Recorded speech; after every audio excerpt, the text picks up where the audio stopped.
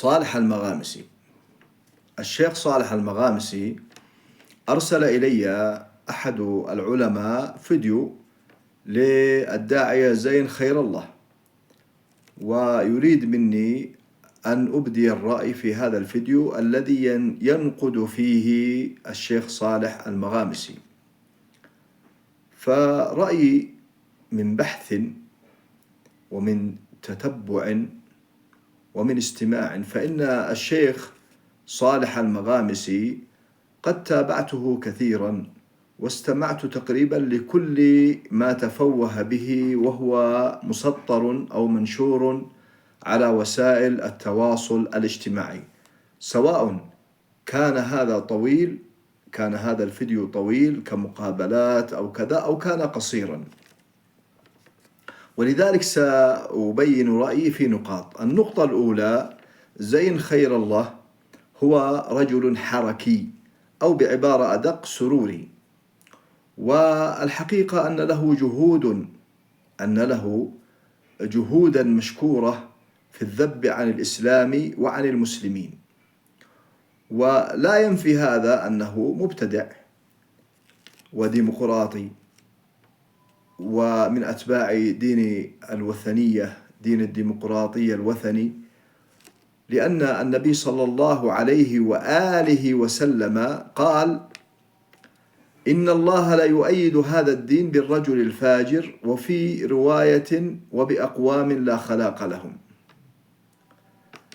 النقطة الثانية: الحملة ضد المغامسي ليست صادقة، لأن المغامسي شنت عليه هذه الحملة لأنه كان قريبا من صناع القرار في السعودية، ومن ثم هو شن حملة إسقاط للإخوان والحركيين، وله كلمة مشهورة عن الإخوان إذ قال: لو خرج عمر بن الخطاب ما رضي الإخوان به إلا أن يبايعهم. هذا أولا. ثانيا، أنا أتكلم عن نوايا هذه الحملة. ثانيا، هذا الفيديو الذي شنع به زين خير الله على صالح المغامسي هو من هذه الحملة المشبوهة. طيب، لماذا الحملة على المغامسي؟ قد ذكرت لكم.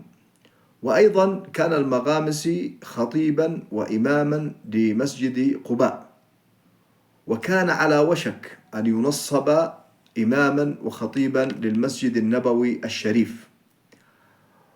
وقصته أنه أصيب بشيء من الثقة بالنفس، فقام بمناصحة ولي الأمر بطريقة فجة، مما أثر ذلك على مستقبله، فتم فصله من وظيفته ووضعه تحت الإقامة الجبرية ومنعه من الظهور على وسائل التواصل الاجتماعي لفترة ليست بالقصيرة، حتى ذبلت وروده وذهب ذكره ونسيه الناس.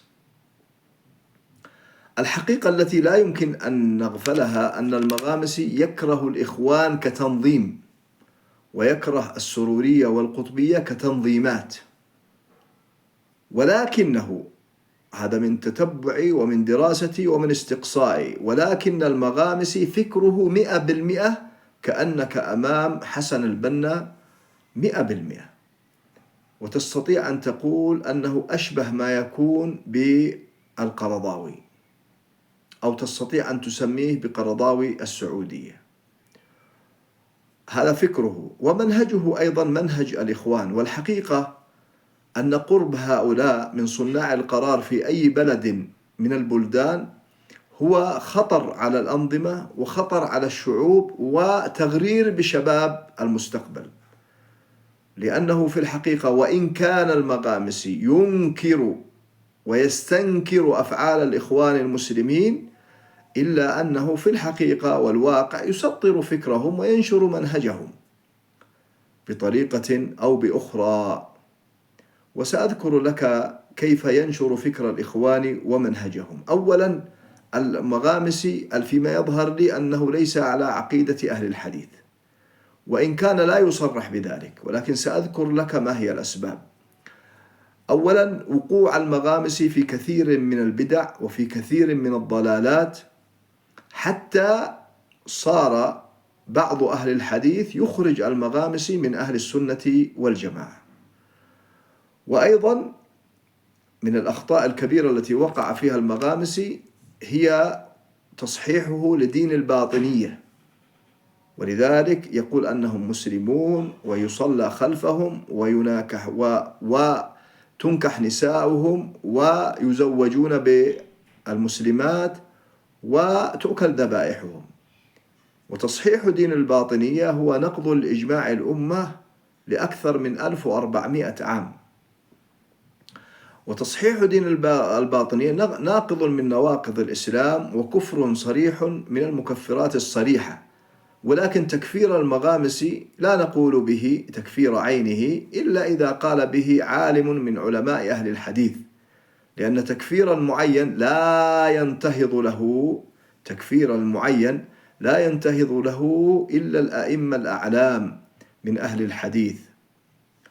والحقيقة أيضا النقطة المهمة أن المغامسي عالم متفنن ومتمكن في العلوم، وهو أديب لا يشق له غبار، ولغوي أيضا تخصصه أصلا في اللغة.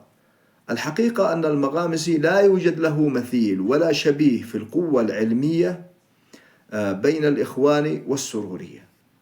وأعلى ما تجد في الإخوان والسرورية القرضاوي والددو وسلمان العودة وسفر، وأنا أعرف هؤلاء معرفة دقيقة. فإذا قارنا هذا المغامسي ما عند المغامسي من علم بهؤلاء الأربعة بكل واحد على حدة، سنجد أن المغامسي متفوق عليه في جوانب عدة من جوانب العلم.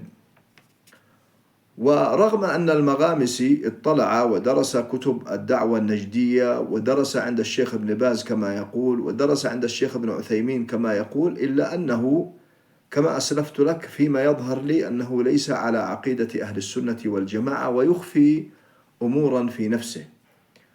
والقضية التي استنكروها عليه هؤلاء الإخوانجية والسرورية أنه يقول يريد أن ينشئ مذهبا جديدا، هذه هي أصيل في مذهب الإخوان، وهو أصل فكر حسن البنا وسطره فيما بعد يوسف القرضاوي، والآن يحمل الراية محمد الددو.